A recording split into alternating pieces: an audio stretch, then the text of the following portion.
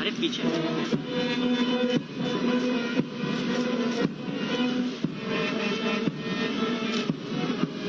Moment time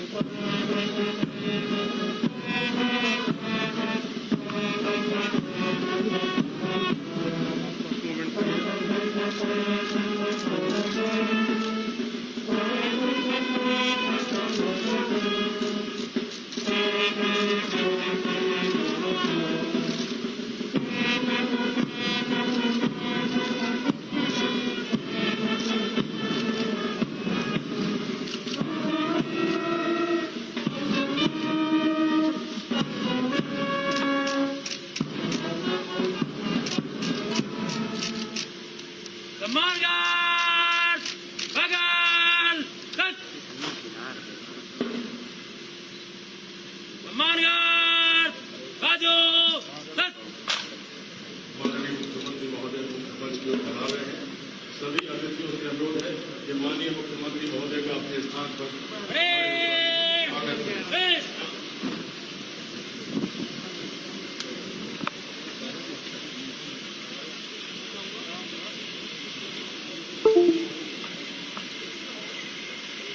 आज इस राष्ट्रीय पर्व पर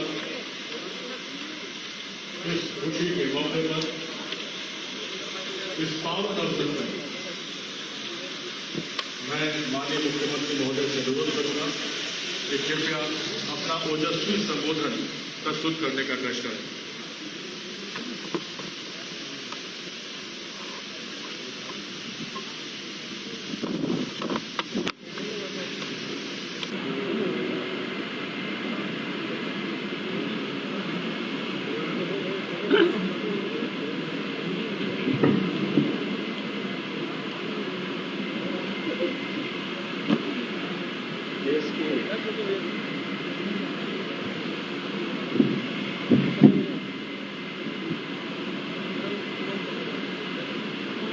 देश के 75वें स्वाधीनता दिवस के अवसर पर मैं आप सभी प्रदेशवासियों को हृदय से बधाई देता हूं। ये हम सबका सौभाग्य है कि देश की स्वाधीनता कि अमृत महोत्सव वर्ष का हम सबको साक्षी बनने का अवसर प्राप्त हो रहा है। 1947 में पराधीनता के खिलाफ एक लंबी लड़ाई के बाद देश अनगिनत बलिदानों के कारण स्वतंत्र हुआ था। देश की स्वाधीनता की क्या कीमत होती है कि देश के अंदर अलग अलग स्थानों पर बने हुए शहीद स्मारक, स्वाधीनता आंदोलन से जुड़े हुए वे सभी स्मारक इस बात के जीवंत गवाह हैं। तो आधुनिक भारत के एक महातीर्थ के रूप में हम सबको देश की स्वाधीनता की लड़ाई का एहसास कराते हैं। मैं इस अवसर पर 1857 से प्रारंभ हुई देश की स्वाधीनता की उस सामूहिक लड़ाई के अवसर पर इस देश ने विदेशी हुकूमत को अपनी ताकत का एहसास कराया था। कहीं झांसी में रानी लक्ष्मीबाई के नेतृत्व में, कहीं बलिया में मंगल पांडे का नेतृत्व, कहीं लखनऊ में स्वाधीनता आंदोलन के लिए मर मिटने वाले सभी क्रांतिकारी, कोई मेरठ में, कोई गोरखपुर में और देश के अलग अलग भागों में जो एक सामूहिक लड़ाई देश की स्वाधीनता के लिए आगे बढ़ी थी, उसी का प्रतिफल है कि मात्र 90 वर्षों के अंदर विदेशी हुकूमत को इस देश को छोड़ने के लिए मजबूर होना पड़ा था। आज हम सबका सौभाग्य है कि जब हम देश की स्वाधीनता के अमृत महोत्सव वर्ष में प्रवेश कर रहे हैं, तब हम देश की स्वाधीनता की इस निर्णायक लड़ाई को एक निर्णायक स्थिति में पहुंचाने वाले राष्ट्रपिता महात्मा गांधी के प्रति नमन कर सकें।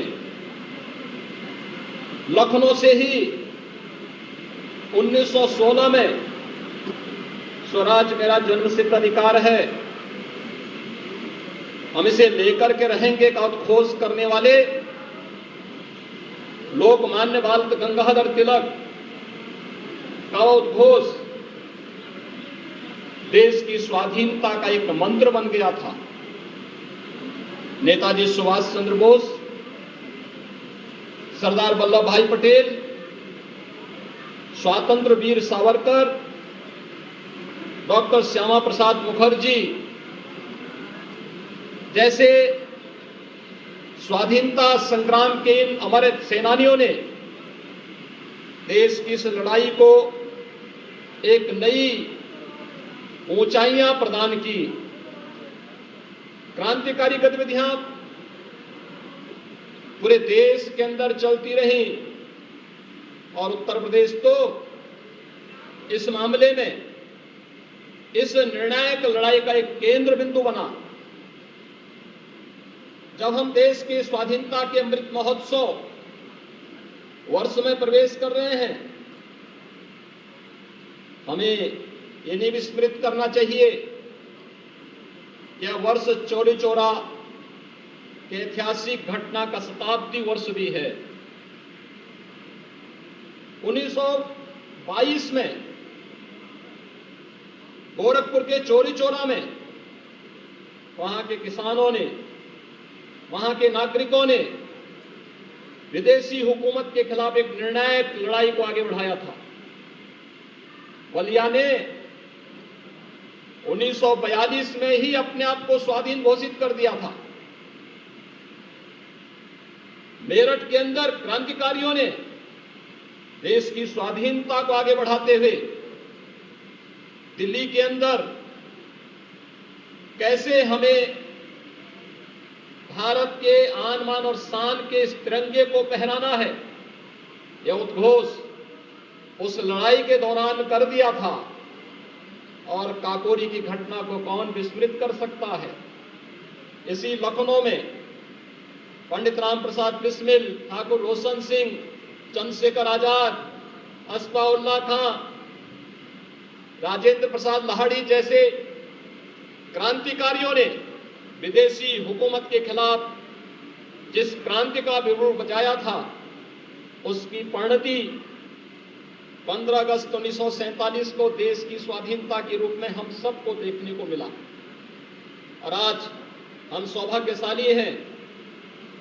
कि हम देश की स्वाधीनता के इस अमृत महोत्सव के अवसर पर देश के यशस्वी प्रधानमंत्री के नेतृत्व में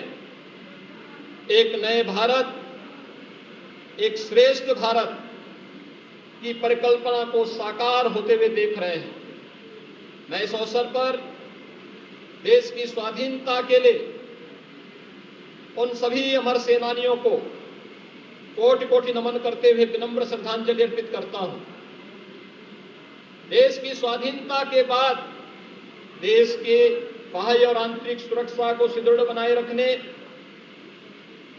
भारत के नागरिकों को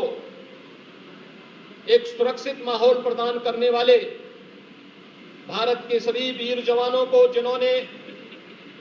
देश के अंदर विभिन्न युद्धों में अपने आप को बलिदान किया, आंतरिक सुरक्षा की स्थिति को सुदृढ़ बनाए रखने के लिए जिन्होंने अपनी आहुति दी,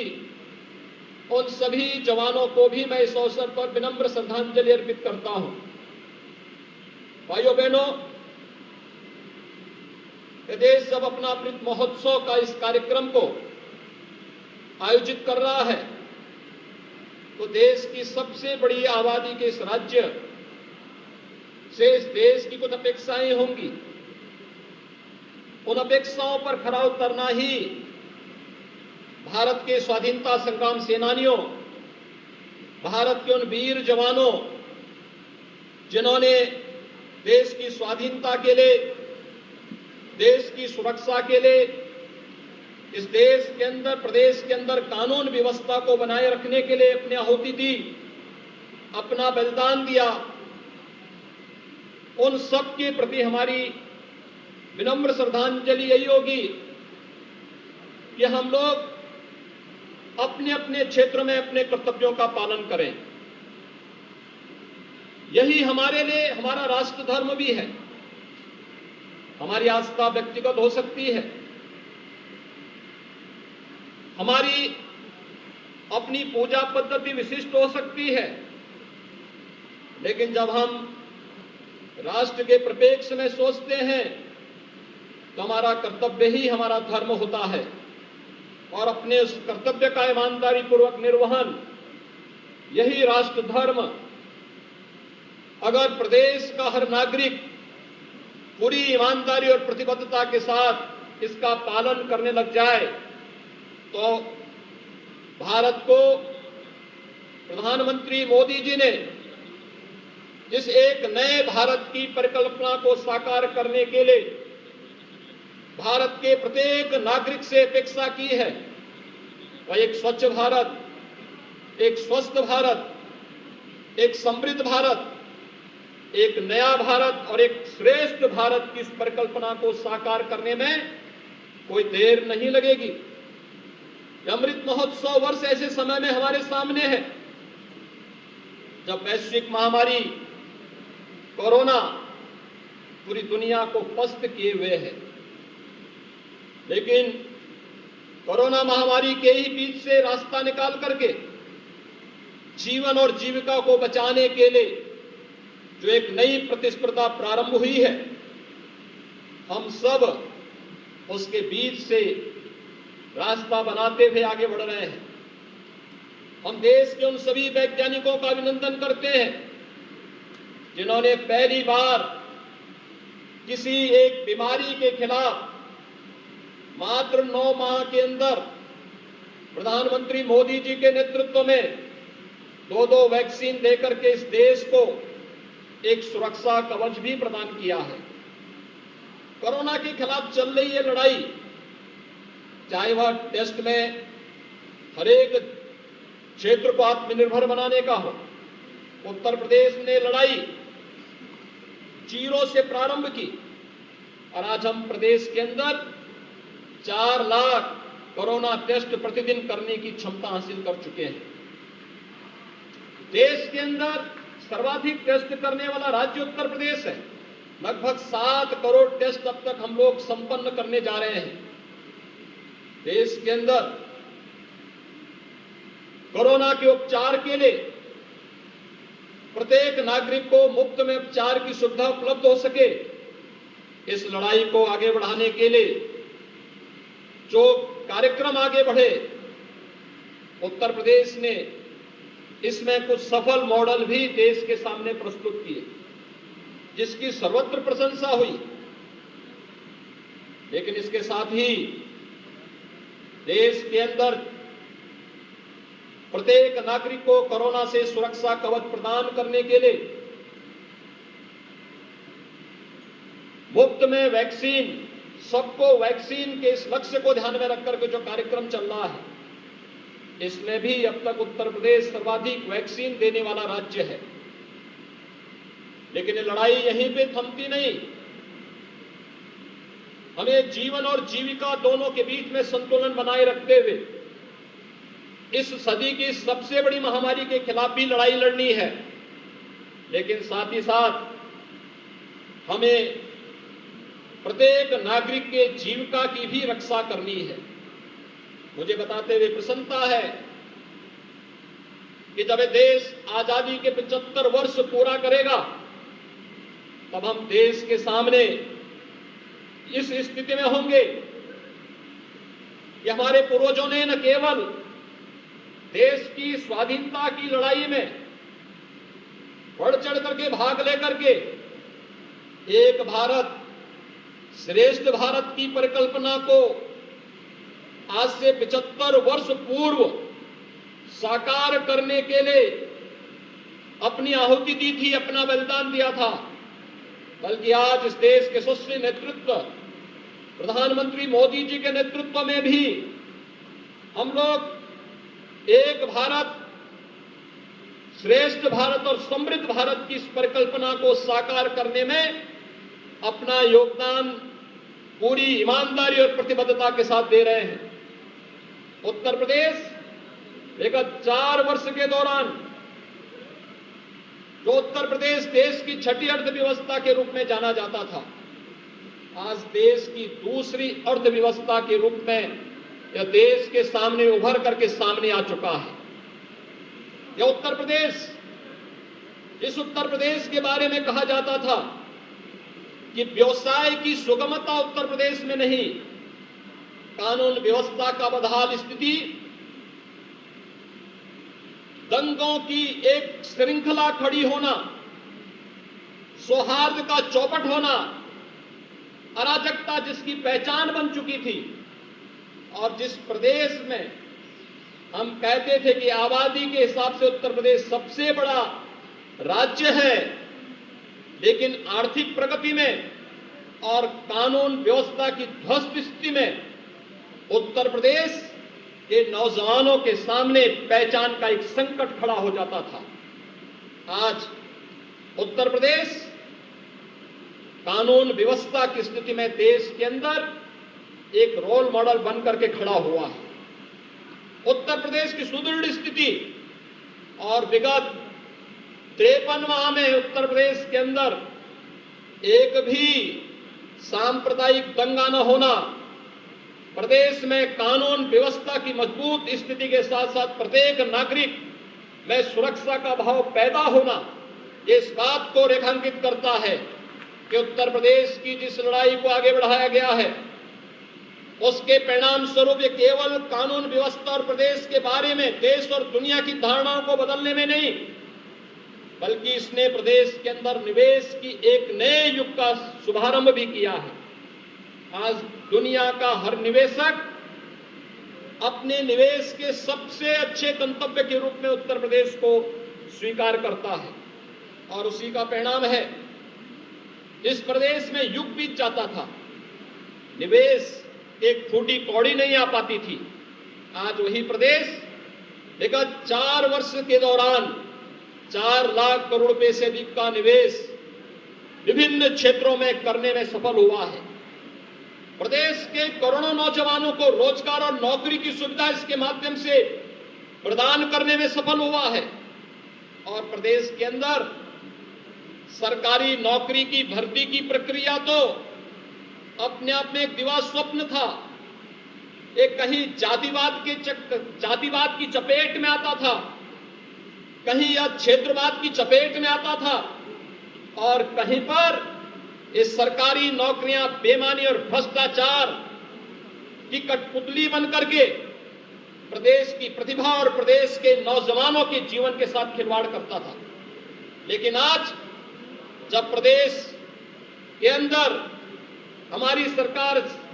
4.5 वर्ष का कार्यकाल अपनी पूरी करने की ओर अग्रसर है, मुझे बताते हुए प्रसन्नता है कि 4.5 लाख नौजवानों को हमने प्रदेश के अंदर शासकीय सेवा में नौकरी का अवसर भी पूरी पारदर्शी और ईमानदारी के साथ प्रदान किया है। प्रदेश के अंदर ईज ऑफ लिविंग के उस लक्ष्य को प्राप्त करने की दिशा में भी बेहतर प्रयास हुए हैं। ईज ऑफ डूइंग बिजनेस के बारे में हम सब सुनते आए थे। उत्तर प्रदेश पहले कहां था? 14वें नंबर पर था। आज जब व्यवसाय की सुगमता की बात होती है, ईज ऑफ डूइंग बिजनेस की बात होती है, उत्तर प्रदेश देश के अंदर अपनी रैंकिंग को सबसे अच्छी सुधार करते हुए दूसरे नंबर पर उत्तर प्रदेश आया है। इसी प्रकार की स्थिति देश के अंदर ईज ऑफ लिविंग में कोई भी ऐसी कल्याणकारी और गरीब कल्याणकारी योजनाएं जिसके माध्यम से उस प्रदेश के नागरिकों को हम एक नई राह दिखा सकें, जीवन की एक नई राह दिखा सकें,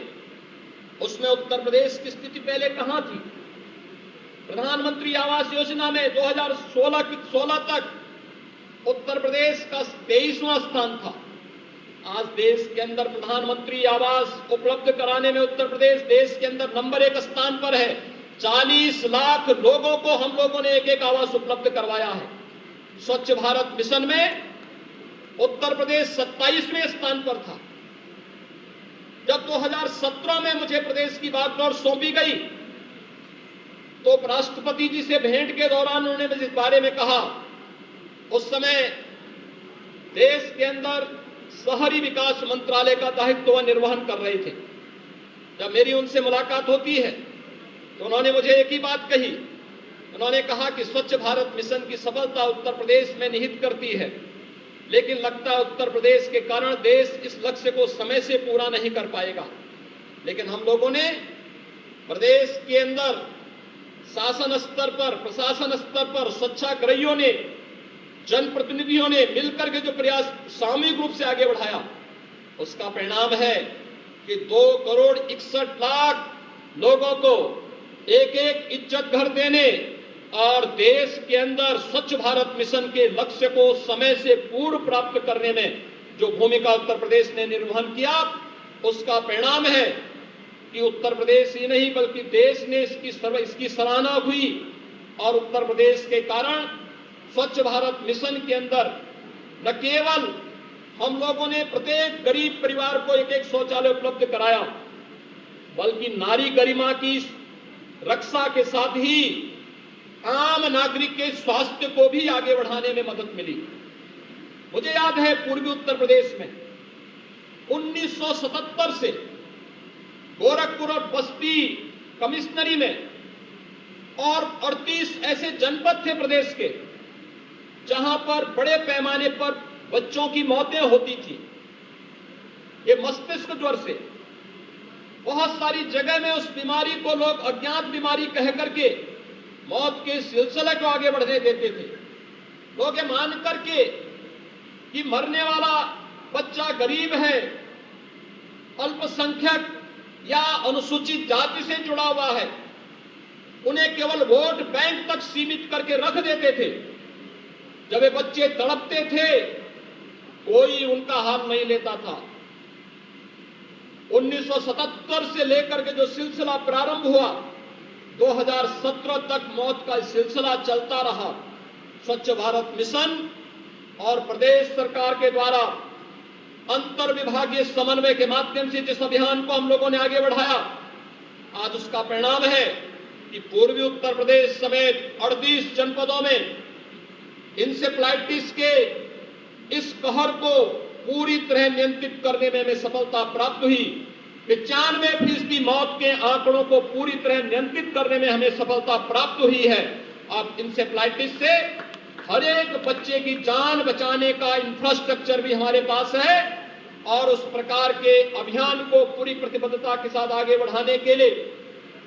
हमारा तंत्र पूरी मजबूती के साथ आगे बढ़ रहा है। प्रदेश के अंदर बेरोजगारी की चर्चा होती थी। 2017 में प्रदेश के अंदर बेरोजगारी की दर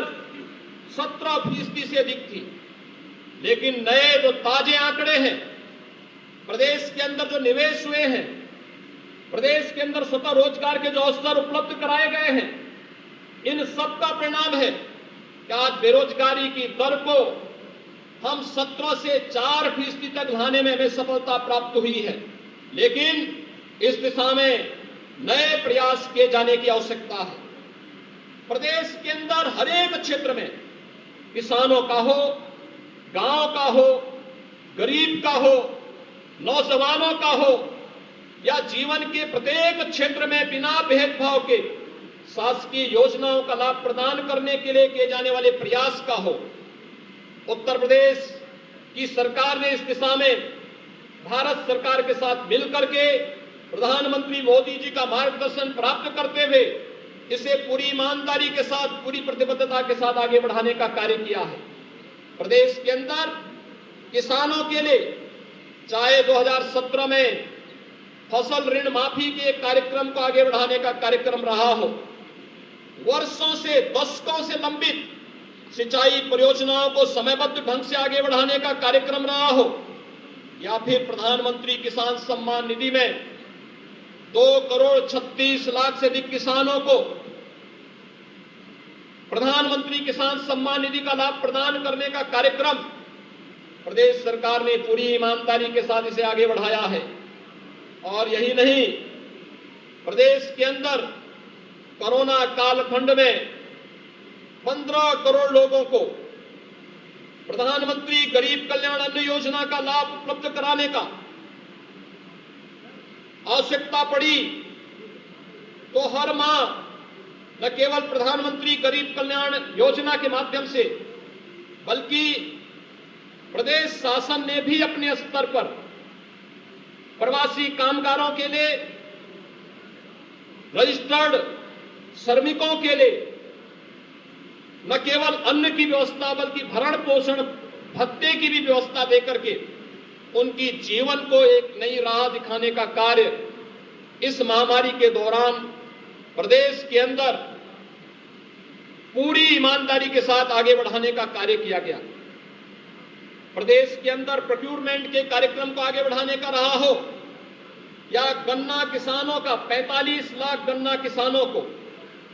1,41,000 करोड़ रुपए से अधिक का गन्ना मूल्य का भुगतान समयबद्ध ढंग से आगे बढ़ाने का कार्यक्रम प्रदेश सरकार पूरी ईमानदारी के साथ अपने अन्नदाता किसानों की न केवल सम्मान की रक्षा करने के लिए, बल्कि वे आर्थिक रूप से उन्नयन की ओर अग्रसर हो, इसके लिए प्रदेश सरकार पूरी ईमानदारी के साथ कार्य कर रही है। प्रदेश के अंदर उत्तर प्रदेश देश का पहला राज्य है जो अपने 2 करोड़ श्रमिकों को 2 लाख रुपए की सामाजिक सुरक्षा की गारंटी दे रहा है। 5 लाख रुपए स्वास्थ्य बीमा का कवर उन्हें उपलब्ध करा रहा है। और उत्तर प्रदेश देश के अंदर पहला राज्य है जिसने खेतिहर मजदूरों को भी मुख्यमंत्री कृषक दुर्घटना बीमा योजना में कवर करते हुए उन्हें किसी भी आपदा के समय अगर दुर्भाग्य से बटाईदार या खेतिहर मजदूर की मौत होती है, उनके परिवार के किसी जनहानि होती है, तो 5 लाख रुपए की सुरक्षा बीमा राज्य सरकार उन्हें उपलब्ध करवाने का कार्य प्रदेश के अंदर कर रही है। प्रदेश के अंदर गांवों के विकास के लिए अभी हाल ही में उत्तर प्रदेश के अंदर दुनिया का सबसे बड़ा चुनाव, त्रिस्तरीय पंचायत चुनाव हम लोगों ने संपन्न किए हैं। 8,70,000 से अधिक जनप्रतिनिधि चुने गए। यह अपने आप में एक दुनिया का सबसे बड़ा चुनाव था, लेकिन हमारे प्रशासनिक तंत्र ने, हमारी पुलिस ने जिस शांतिपूर्ण तरीके से लोकतंत्र के इस महापर्व को, त्रिस्तरीय पंचायत की व्यवस्था को प्रदेश के अंदर संपन्न करवाया है, आज उसका परिणाम है कि पंचायतें विकास की एक नई धुरी बने। इस अभियान को हमें आगे बढ़ाने में मदद मिल रही है। प्रदेश के अंदर गांवों के विकास के लिए कोरोना कालखंड के दौरान निगरानी समितियों ने बेहतरीन प्रदर्शन किया। कोरोना के संक्रमण को रोकने के लिए जिस ईमानदारी के साथ उन्होंने काम किया वो अभिनंदनीय है। मैं इस अवसर पर सभी निगरानी समितियों से जुड़े हुए जितने भी सदस्य हैं, आंगनबाड़ी, आशा वर्कर, एएनएम, चुने गए जनप्रतिनिधि, पार्षद, ग्राम प्रधान और अन्य जितने भी उनके साथ सदस्य हैं, उन सब का मैं इस अवसर पर अभिनंदन करता हूं। कोरोना महामारी को पूरी ईमानदारी के साथ लड़ते हुए, स्वयं के जीवन को दांव पर लगाते हुए, लेकिन प्रदेश की 24 करोड़ जनता को एक सुरक्षित माहौल प्रदान करने का जो कार्य हमारे स्वास्थ्य कर्मियों ने, प्रदेश के अंदर कोरोना वॉरियर्स ने किया। बहुत सारे लोगों ने अपने प्रियजनों को खोया, अपने स्वजनों को खोया। जिन्होंने अपने प्रियजनों और स्वजनों को खोया है, इस महामारी की चपेट में आए हैं, मैं उनके प्रति अपनी संवेदना व्यक्त करता हूं। अपने आप को दूसरों का जीवन बचाने के लिए बलिदान करने वाले जितने भी कोरोना वॉरियर्स हैं, हेल्थ वर्कर्स हैं, उनको मैं कोटि कोटि नमन करते हुए उन्हें इस अवसर पर विनम्र श्रद्धांजलि अर्पित करता हूं। कोरोना के खिलाफ देश की लड़ाई अभी हमें पूरी प्रतिबद्धता के साथ आगे बढ़ाना है। जो दुष्प्रचार इस संबंध में चल रहे हैं, उसका भी मुंहतोड़ जवाब देना है, लेकिन कहीं भी लापरवाही न हो, यह हम सबको ध्यान में रखना होगा। और उसको ध्यान में रख करके अगर हम कार्य करेंगे तो स्वाभाविक रूप से जीवन और जीविका को बचाने के लिए जो एक नया द्वंद्व प्रारंभ हुआ है, इसमें हम अपने आप को और प्रत्येक नागरिक के जीवन को बचाने में सफलता प्राप्त होगी। प्रदेश ने इस दौरान महिला सुरक्षा और उनके सम्मान और स्वावलंबन के लिए भी विभिन्न प्रकार के कार्यक्रम प्रदेश के अंदर आयोजित हुए हैं। मुझे बताते हुए प्रसन्नता है कि 2017 में जब हम लोग आए थे, एंटी रोमियो स्क्वाड के माध्यम से बालिकाओं को एक सुरक्षित माहौल प्रदान करने का जो कार्यक्रम 2017 में प्रारंभ हुआ, आज वो मिशन शक्ति के रूप में नारी गरिमा, उनकी सुरक्षा, उनका सम्मान और उनके स्वावलंबन की दिशा में अग्रसर होते हुए कार्य कर रहा है। प्रत्येक थाने में एक एक महिला बूथ की स्थापना, प्रत्येक विद्यालय में महिलाओं के लिए अलग से टॉयलेट की व्यवस्था, प्रदेश के अंदर प्रत्येक ग्राम पंचायत में बैंकिंग कॉरेस्पॉन्डेंट सखी की नियुक्ति, और प्रदेश के अंदर निराश्रित हुई उन सभी बहनों के लिए जिन्होंने अपने परिवार के अभिभावक को खोया है, उनको किसी योजना के साथ जोड़ते हुए उनके स्वावलंबन के लिए उठाए जाने वाले कदम हो, या उन्हें पेंशन की एक राशि उनको उपलब्ध करवाने की कार्रवाई। कोरोना कालखंड में जिन बच्चों ने अपने अभिभावक को खोया है, मुख्यमंत्री बाल सेवा योजना उनके लिए लागू की जा चुकी है। प्रदेश के अंदर श्रमिकों के बच्चों के लिए अटल आवासीय विद्यालय के माध्यम से आधुनिक शिक्षा की व्यवस्था, ये उन सभी कार्यक्रमों को आगे बढ़ाने की श्रृंखला का एक हिस्सा है, जिसे हम